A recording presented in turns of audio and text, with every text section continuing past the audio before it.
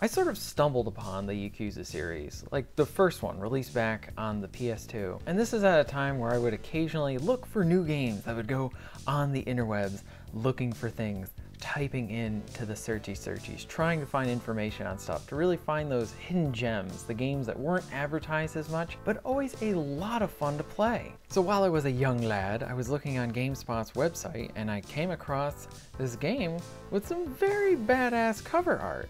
And it was called Yakuza, and I'm like, well, what is that? That just sounds like a fun word to say. So I started watching some gameplay, and I thought it looked really good. And it looked like it had a very strong story component to it. And that was something that I always looked for in games. It's not that games always need a really good narrative for me, but when it has an awesome story and characters that you care about, it provides a bigger hook for me to get into the game and gives me more momentum to keep wanting to play it, to keep wanting to finish it. It's almost as if, so I'm fighting, you're trying to save the world, but if they give you a reason to care about the people in the world, it almost makes all your actions more impactful. So that's the kind of stuff I look for. So this already was looking like something up my alley. And then I noticed with the first Yakuza, it had a lot of famous Hollywood actors in it. You had Michael Rosenbaum, you know, Lex Luthor from Smallville. You had the very sexy Eliza Dushku in pretty much whatever she does. Michael Madsen, who just has one of the most badass voices, and the amazing Mark Hamill. Yeah, Mark Hamill was voice acting in the game. Yeah, Luke Skywalker, Joker. Oh, I had to play the game right away, right when I saw Mark Hamill. I'm like, oh, Mark Hamill. Oh, okay, yeah, I'll go to the store right now. I'll pick this right up, do my job. So all these things added up to really catching my eye and wanting to try Yakuza.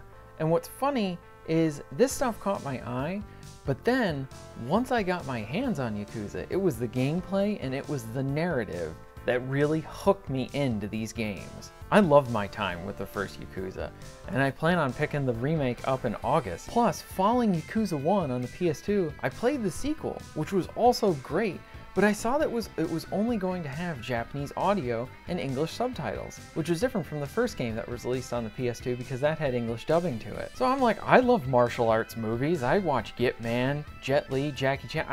I love that stuff, so it's pretty much par for the course. That's fine. And the rest of the franchise is like this too, has all subtitles. So if you don't like reading subtitles, don't write off this series solely for that. Oh, wow, it's the video game, I shouldn't have to be reading.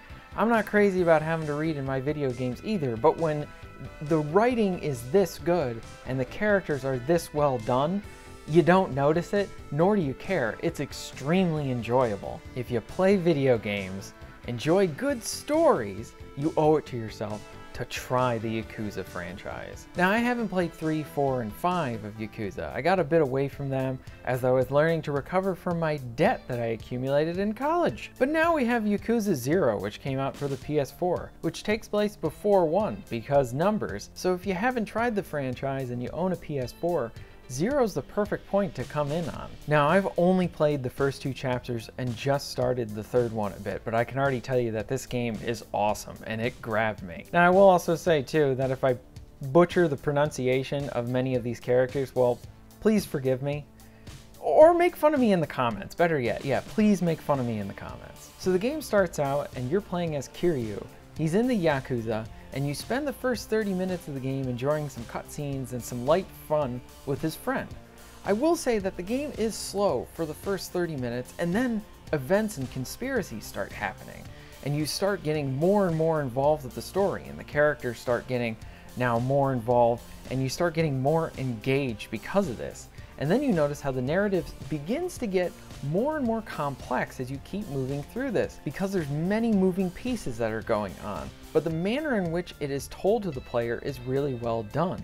You can always enjoy the story without getting confused, which I really like this. It just goes to show you how good the storytelling is in Yakuza. Now for the gameplay, the combat is a true highlight. As one of my friends put it in his video, it's kind of like a modern day Streets of Rage. You encounter random thugs on the street, just like in an old school RPG where you would have random battles, and you get into these combat zones. And it's brutal street combat, and it's very arcadey and a lot of fun. Kiryu has 3 fighting styles that he has at his disposal. So you can use like this brawling style, and what I like about this is you can pick up weapons in the environment and use them against your enemies. It's hilarious beating the shit out of someone with a traffic cone, like a traffic cone. You can pick up benches and throw it on people, motorcycles, bicycles. What's better yet is so you'll be whacking someone with the bicycle will then break, and then all that you'll have is the bicycle wheel, and you can whack the guy with that. The takedowns are extremely brutal in this game and very satisfying. They never get boring to continually pull them off. I love them. Like, the combat is great, and especially when you hit enemies in this game, money starts spilling out of them, so you're like robbing him while you're punching him. He's pretty badass. Like in Streets of Rage, food is used to gain health. You can even dine at many of the restaurants in the game and, you know, have a nice sit-down meal and get your health back. Or you can carry around a bunch of ramen like I do. You know, you gotta eat on the go, man. You gotta start beating more people up so you can feed your ramen habit. Chapter 1, pretty much it crescendos as you keep playing it into a climactic set piece that happens at the end at one of the Yakuza headquarters. Chapter 1 has more story in this than many full games. And the fights that take place at the headquarters are awesome. It's this grand, like, set of fights. They're really good set pieces. And the music also helps in this game to really amp up the game and feed into the energy of the combat. I really like the soundtrack in this. Now with Chapter 2, it introduces optional side missions. These side missions are a true treat with this game.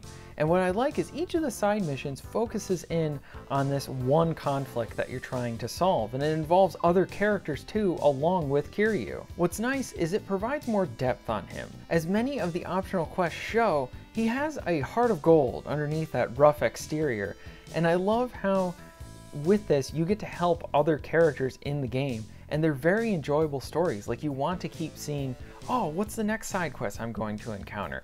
A few that I encountered, one of the most hilarious ones in the game is that you have to teach a lady trying to get more self-confidence, so she decided to be a dominatrix, but she's not that good at it, so you have to teach her how to be dominating, because you were very good at beating up thugs and scaring off bad guys and all that.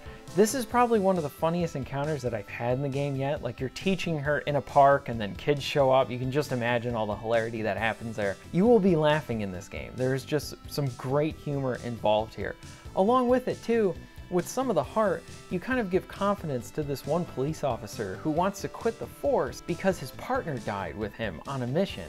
And you kind of, through kind of a bit of coaxing, you provide him some confidence to want to stay in the police force and keep going and not get discouraged just because of that one event and just rather learn from it. It's these small little stories that just add to this game as a whole, and it makes it that much better. So yeah, you got side quests that hit you in the feels, and then Chapter 3 starts and you play as a different character. You are now Majima, and his introduction is completely badass. I kind of like how the introduction of this character, it's almost as if you have an introduction to a brand new game. It's a very long cinematic, and it really helps in establishing him as a character. I felt that this was extremely well done, and from what I've seen so far, is he is very different than Kiryu, which is good to kind of have these two different characters. I have put over 10 hours into the game so far. I've enjoyed just running around the environment, doing a bunch of the side stuff, exploring the districts that they give you here as like their quote-unquote open world.